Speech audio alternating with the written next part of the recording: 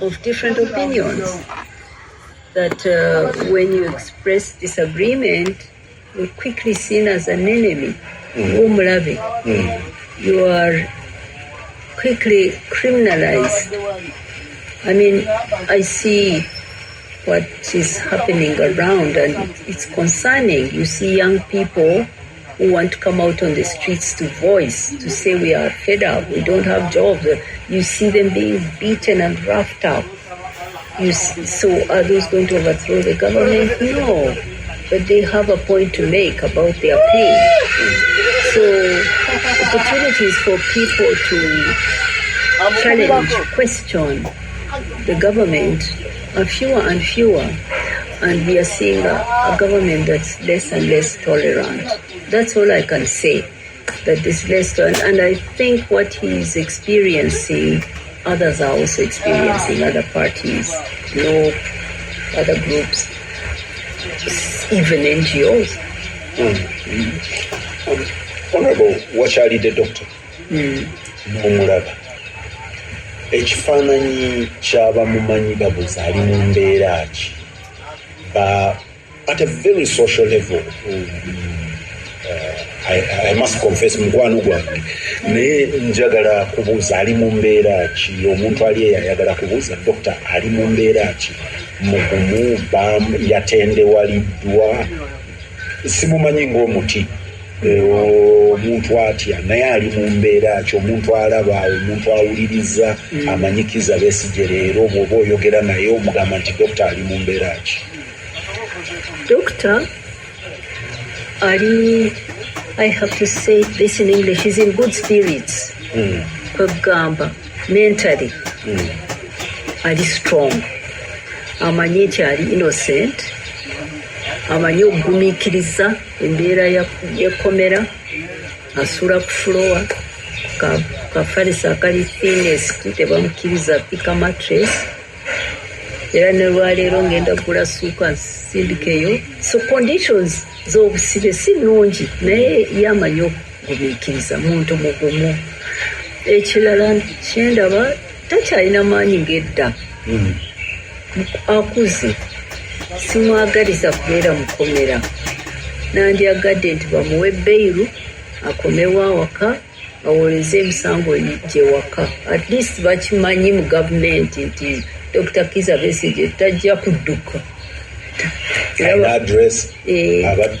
Era nsabye balooya be basabe beiru ajje wano awaka, batwetoolodde bulijjo bateekako ne poliisi ku geeti, abaagala bateekeko naye bamuleke abeere waka, bamulabirira waka. Omulundi ogwasembayo okukwata Dr. Kizza Besigye lwe bamutwala e Karamojja, yagaana okumuleeta okufuula amaka ge. Ojjukira bulungi. Omulundi ogwo neera yagaana okusaba bbeeyi, n'agamba nti yayagala awoze omusango gwe. Kyanjawulo omulundi guno? Kyanjawulo kubanga olwo baali baagala okufuna olukusa lwe okumusibira awaka. Baali bamuwaddeyo option kusibira awaka, nga tebaagala nakuwoza kubanga yali talina musango, ng'alaba nti bagenda musibira wano bamugaana okukola emirimu gye. N'agaana agamba nti katuwoze, kubanga yali abalaba kyekigendererwa nga kiri ekyo. Kaakati era ayagala kuwoza, ayagala kuwoleza mu kooti eya civilian, si y'amagye.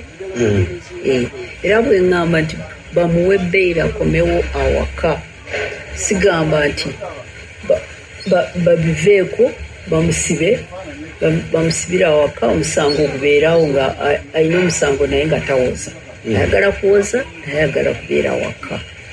Ate ayagala kuwoleza mu civil court. Civil court kikulu nnyo kubanga eyo kooti ey'amagye. Kankubuulire, kooti ey'amagye abalooya bagamba ngu he who alleges must prove.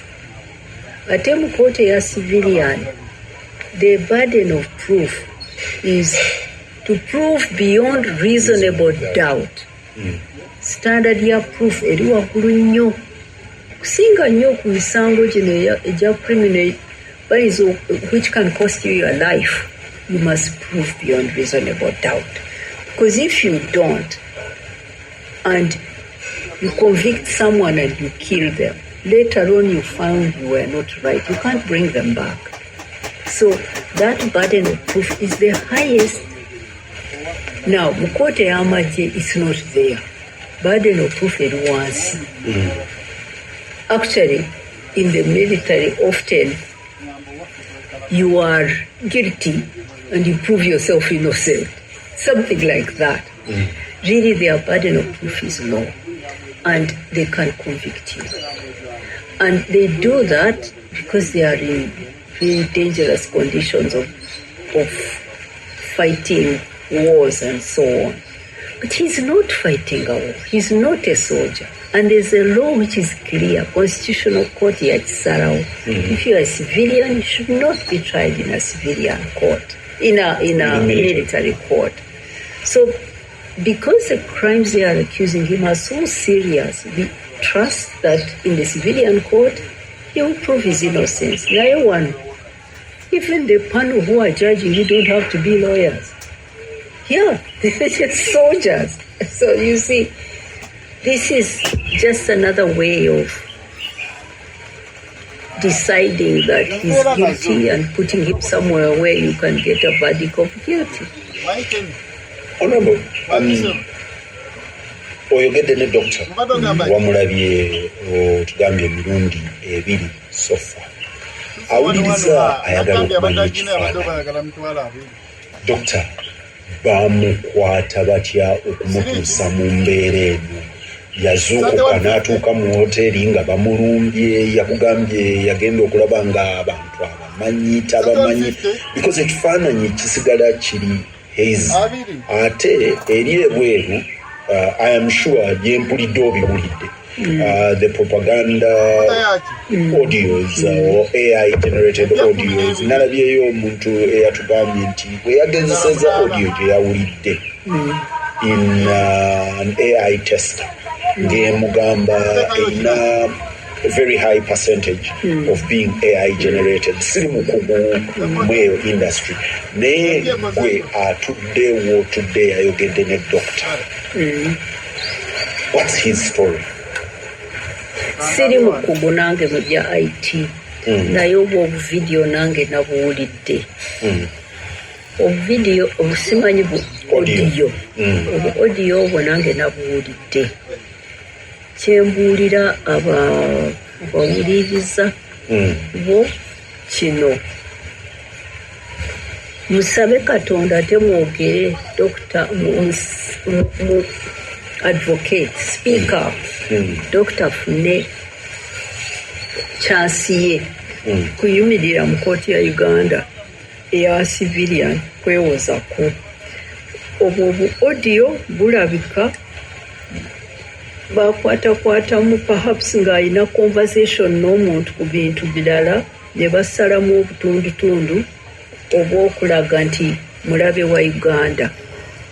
Naye tetuwulidde conversation namba, era olaba nti aba IT bagamba nti ate balabamu okuzanyisa technology. Tuyinza kuba twogera kati omuntu n'afuna teepu n'agitwala n'owulira eddoboozi lyange nga byenjogera ate ebirala ng'osaba mundu ng'ebyo, oba nga oluusi twogera ebintu bingi, omuntu n'asalamu akatundu n'akawa meaning endala kubanga towulidde conversation yonna. Okiraba? So bw'ogenda osalasala conversation y'omuntu n'ogatagata, oyinza okugikyusa n'ebeera ekintu ekirala. Ate n'amaloboozi kati bagakyusakyusa. Omuntu ayinza okutwala eddoboozi lyo n'akuwa ebigambo ebirala. So saagala abantu babikkirize, nze mbiganye manyi nze kyambuulidde yagenda n'acekinga mu hoteeri ng'alina munne Haji Obed Mutale Kamulegeya ng'alina omuntu gw'ayagala okulaba yali agenze ku meeting ey'ekitabo Martha Karua ng'afulumya kitabo kipya ku Sande n'agenda ku Saturday n'acekinga mu hoteeri ng'alina omuntu yali amuyise nti boogeremu ng'ayagala kuwagira kibiina kyaffe mu bya mobilization. Bwe yatuukayo yene Obedi bwe yatuukayo n'asanga nga bamutezi kyogere it was a trap. Yes, kutega ali omuntu ali mu ruumu oyo baali babiri omu nga tamumanyi omu nga yamumanyi ng'alina emundu bbiri nga ku meeza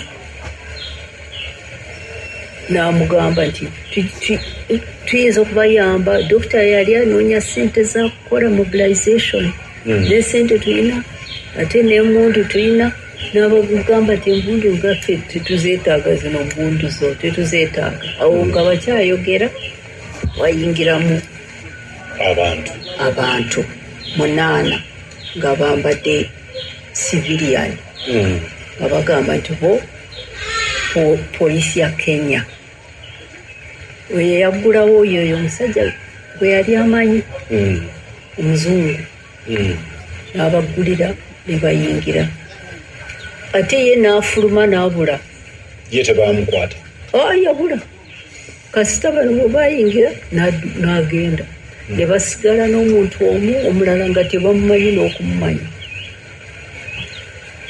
kubanga oli yali agambye nti agenda kuleeta munne n'ekitongole kyabwe ekikola ku by'okuyamba ebibiina mobilization democracy building. Omusajja omu n'atoloka omu n'asigalamu bano 8 banna ne batwala oyo omusajja omulala banna ne babayingiza mu motoka ne babavuga ne babaleeta wano kusooka baali bagamba nti Bakenya naye bwe baatuuka mukuba ate ne batandika okwogera olunyankole nga tebannatuuka ku booda owera nga beerabidde oba bannakenya abamanyi olunyankole ekyo nakyo kiyinza okukyetegereza simanyi bwe baatuuka e Uganda ne bayita ku booda nga tebayimiridde ne batuuka ku police station munda bayita Busia ne bayimirira akadrone ne kajja ne kabajjako ne kabatwala e Makindi. Eyo story gwe bamukwata naye kituufu eyamuyita yali planted kumusibako emundu nesente balage nti yali ayagala byakulwanyisa ggwanga ate nga kyekituufu baali bamuwaddeyo kontakiti y'oyo muzungu nti balina ekitongole balina ku webusayiti nti bakola bya demokrasi bawagira ebibiina mu ngeri ya okuzimba pawa y'ebibiina kuyingira n'alabamu emundu 2 omusajja n'amugamba laba kwatako olaba eno emundu naye omundu bwamwe tetubwetaaga ate n'okuba bukadde tetubwetaaga yali tamusabye emundu naye omusajja yajja n'emundu n'aziteekawo n'amuyingiza n'amugamba ziizino n'amugamba ng'akyayogera polisi oba poliisi baali basajja 8 bantu ne bayingira nti Bakenya oli abaggulira n'adduka n'agenda bwebityo bwe byagenda. Ampuliriza Lutindo Radio Simba mpita kibazo ndina Honorable Engineer Winnie Byanyima tuli Kasangati mu maka ga Dr. Kiza Besigye. Honorable Byanyima ngenda ku muteeko okuddako kino gwe ali ku level ya UN oluvannyuma lw'akalulu ka 2016 twafuna abantu wano ab'enjawulo abayogera ne Dr. Kizza Besigye, abamu baali ba situation room, abamu baali ba women's group, nga bagamba nti obaoliawo Uganda eri mu bulumi obw'ekitalo, tutuuse Uganda etuule ku mmeeza somewhere twogere ku Uganda. Nafuna interview ne Dr. Besigye oluvannyuma enfunda nnyingi nga nti nze ne bagamba nali candidate wa FDC boogere ne FDC. Enjogeregano ezo zaakola kusinga. The long and short of it, it never materialized into anything. As Winnie Byanyima, do you think we are at that crossroad point where Ugandans need to sit at a table with the regime, with anyone that matters, to discuss Uganda and where we are headed to? You must well. Our politics are corrupt and violent, and they are bringing us leaders who are corrupt and also violent. Violent in their language, violent in the way they conduct public issues. We really need a reset. And I think that idea from the Situation Room was a good one. I too tried to get political groups, not actually groups. For me, I tried to encourage both sides, both the NRM side and FDC. I think this is after 2016 elections, to come together in the interest of the country, to have a mediated, moderated discussion to reset our politics, not to make a government together, because there are different parties. We must get used to one party coming in and one coming out, but to reset the rules of the game, to get the army out of elections, to have a transparent process, non-violent process to choose our leaders. And I blame both sides. Actually, I think that the opportunity was lost because, if I'm honest, I really blame the opposition here. They are the ones who didn't want to get into a discussion. And it is time to rethink, because if we do not reset, we are degenerating, and we are going to end up with perhaps maybe a military coup, I don't know. But whatever the case, the cost is already too high. Our young people who try to express their strong opposition and their resentment of the conditions they live in get abducted, get beaten up. Look at how the parliament debates. It's not a respectable place to be. You have people there who just talk rough and who fight. I think they even have physical fights there. How can you be making public policy decisions on development in that kind of way? They need jobs. First of all, they are like, I don't know how many hundreds of them are there. Past 500. There you are. They really don't seem to have a thorough process of debate and decision making. They get up and just talk, and then it's too flawed a process to make important decisions about the lives of our people, the education of our children, the health of people. It's a farce. It's not serious. So we need to reset. We need to reset and draw them up again of how we choose leaders and how those leaders work and make decisions. Even the fact that